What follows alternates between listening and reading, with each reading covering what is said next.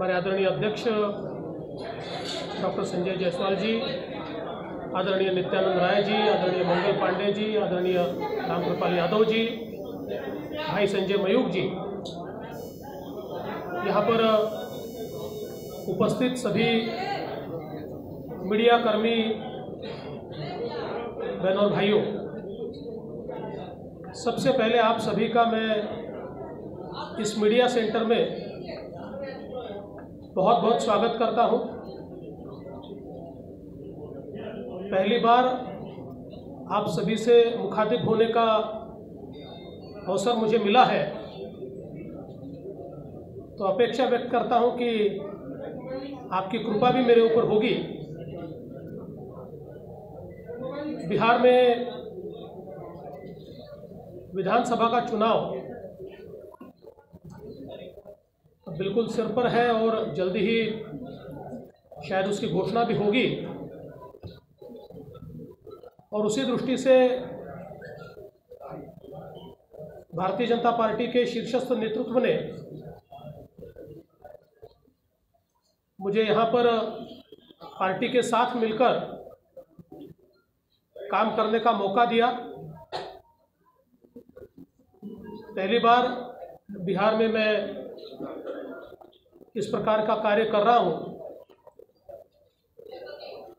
तो मुझे विश्वास है कि कई नई चीज़ें यहाँ मुझे सीखने को मिलेगी और हमारे सभी पदाधिकारियों के साथ काम करने का आनंद आएगा।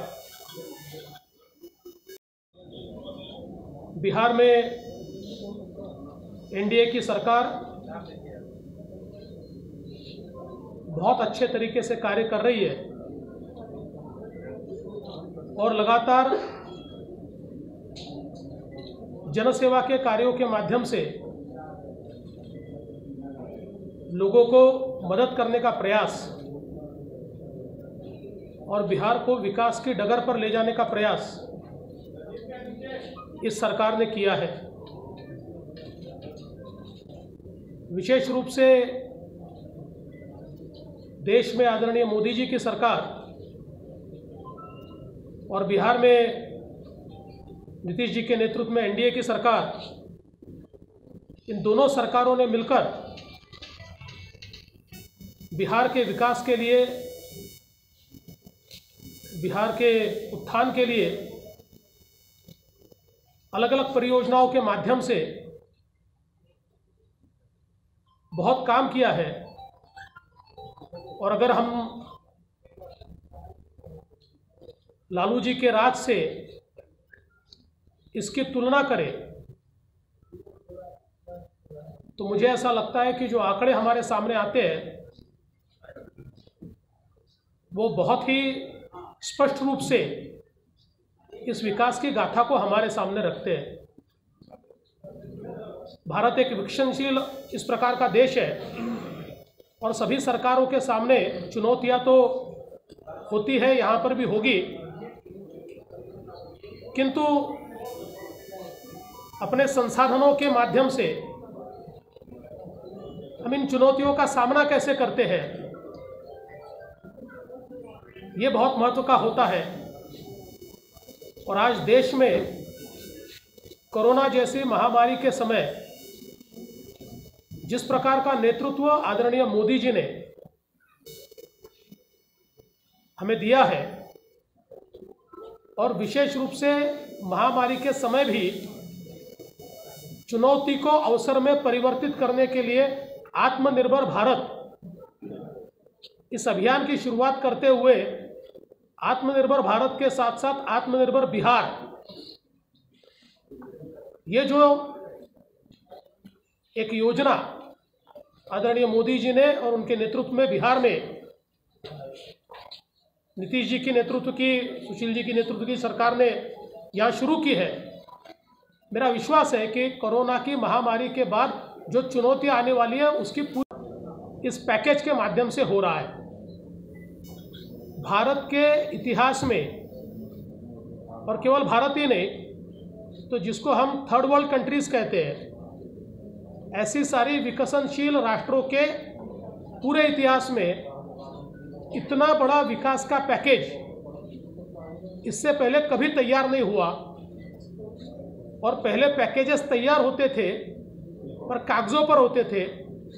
मोदी जी ने 2014 से लेकर आज तक जितनी घोषणाएं की, जितने कार्यक्रम हाथ में लिए, जितनी योजनाएं बनाई, सारी ज़मीन पर वास्तविकता में बदली और लोगों को उसका फ़ायदा मिला। और मैं ऐसा मानता हूँ कि अब ये जो पैकेज है, इसके माध्यम से आने वाले दिनों में हमारे किसान हो, खेती में काम करने वाले मजदूर हो, हमारे बेरोजगार युवा हो, हमारे छोटे उद्योग हो, हमारे मछुआरे हो, हमारे कपड़ा बीनने वाले कर्मचारी हो, ऐसे सभी को बहुत बड़े पैमाने पर सुविधा भी मिलने वाली है और नया मार्केट भी मिलने वाला है। विशेष रूप से किसानों को मार्केट से जोड़ना, किसानों के लिए एक बड़ा बृहद बाज़ार तैयार करना, उसके लिए इंफ्रास्ट्रक्चर तैयार करना, उसको कनेक्ट करना, उसके लिए किसान रेल शुरू करना, ऐसी कई चीज़ें जो हो रही है। और उसके साथ साथ हमारे जो प्रवासी मजदूर आए, उन लोगों के लिए उनके हाथ को काम मिले, इसलिए 1 लाख करोड़ रुपए की नरेगा की योजना कि जिसके माध्यम से किसी का भी हाथ खाली न रहे, ऐसी कई चीज़ें मोदी जी के माध्यम से हुई है। और मैं ऐसा मानता हूँ कि लोग भी इस बात को जानते हैं कि आने वाले दिनों में बिहार में वही सरकार बिहार को आगे ले जा सकती है जो मोदी जी के साथ कदम से कदम मिलाकर आगे बढ़ेगी, इन योजनाओं को अपने लोगों तक पहुंचाएगी, न कि वो सरकार जो केवल केंद्र सरकार के साथ संघर्ष करेगी। जैसा हम बंगाल में देखते हैं कि बंगाल के किसानों कर रहे हैं, मीडिया के लोगों को अरेस्ट किया जा रहा है और अभी रिपब्लिक मीडिया नेटवर्क के पत्रकारों को भी अरेस्ट कर दिया गया है, इस पर क्या कहेंगे? देखिए, बिल्कुल मैंने तो विधानसभा में भी ये मसला उठाया और मैंने कहा कि महाराष्ट्र में एक प्रकार की ऐसी अवस्था तैयार हो रही है कि कोई सरकार के खिलाफ कुछ कहे नहीं। ये तो बिल्कुल अलोकतांत्रिक है। लोकतंत्र में सभी को अपनी बात कहने का अधिकार है। सरकार के ऊपर भी किसी को अगर टिप्पणी टीका करनी है वो पूरा अधिकार है। सरकार को लगता है कि बात गलत है तो सरकार उस पर अपना स्पष्टीकरण दे सकती है, पर सरकार के खिलाफ कोई कहता है इसलिए हम उसको जेल में डालेंगे, उसके ऊपर अलग अलग आरोप लगाएंगे, ऐसा महाराष्ट्र के इतिहास में इससे पहले नहीं हुआ। इसलिए मैंने परसों ये कहा कि महाराष्ट्र के इतिहास की ये सबसे डरपोक और अलोकतांत्रिक सरकार है। सुशांत सिंह राजपूत और कंगना रनौत मुद्दा बनेंगे चुनाव के लिए?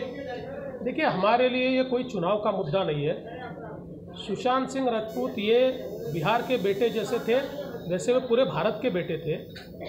और जिस प्रकार से उनकी मृत्यु के बाद अलग अलग तथ्य बाहर आने शुरू हुए तो देश के आम आदमी को ये लगा कि इसकी जांच होनी चाहिए और तथ्यों को बाहर निकाला जाना चाहिए। और मुझे लगता है कि इसी के कारण बात की सारी चीज़ें आपने देखी। अब सीबीआई, एनसीबी, ईडी सारे लोग उसकी जांच कर रहे हैं तो ये चीज़ें बाहर आएगी। जहाँ तक कंगना रनावत का सवाल है, वो लगातार वहाँ पर होने वाले अन्याय को उठा रही थी या इस केस के बारे में बोल रही थी। मुझे ऐसा लगता है कि महाराष्ट्र की जो सरकार है वो ये भूल गई कि उनकी लड़ाई अभी कोरोना से चल रही है। उनको लगा कि अपनी लड़ाई कंगना से चल रही है और इसके कारण ये मसला बड़ा हुआ, उनका घर तोड़ने तक ये मसला पहुंचा। मुझे ऐसा लगता है कि सरकारों ने अपनी जिम्मेदारी को समझना चाहिए और विशेष रूप से मीडिया की स्वतंत्रता हो, बोलने की स्वतंत्रता हो, इसको संकुचित करने का काम अगर सरकारें करेगी तो अलोकतांत्रिक होगा।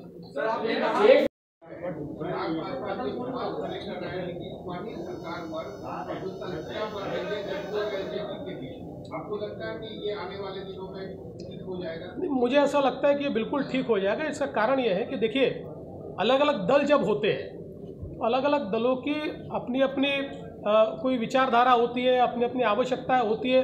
कई बार उसको प्रकट किया जाता है। पर इसका मतलब ये नहीं कि कोई अलग होने वाला है। देखिए, अगर सारी चीज़ें हम तीनों दलों की सरीकी होती तो एक ही दल होता, 3 अलग अलग दल तो नहीं होते। तो इसलिए 3 दल है, अपनी अपनी बातें, लेकिन बैठकर सुलझाने की परिस्थितियां हैं। किसी को कुछ लगता है तो बैठकर वो सुलझाया जाएगा और बिल्कुल एनडीए जो है मजबूती के साथ, हाँ हमारे पास आने वाले लोग ज़्यादा रहेंगे, जाने वाला कोई नहीं है, आने वाले हो सकते हैं, उस सबको साथ में लेकर एनडीए बिहार में बिल्कुल अच्छे तरीके से, जैसे अध्यक्ष जी ने कहा, एक रिकॉर्ड इस प्रकार से हम लोग चुनकर आए। अगर आपको हमारा वीडियो पसंद आया हो तो इसे लाइक करें, सब्सक्राइब करें और साथ ही बेल आइकन दबाना ना भूलें।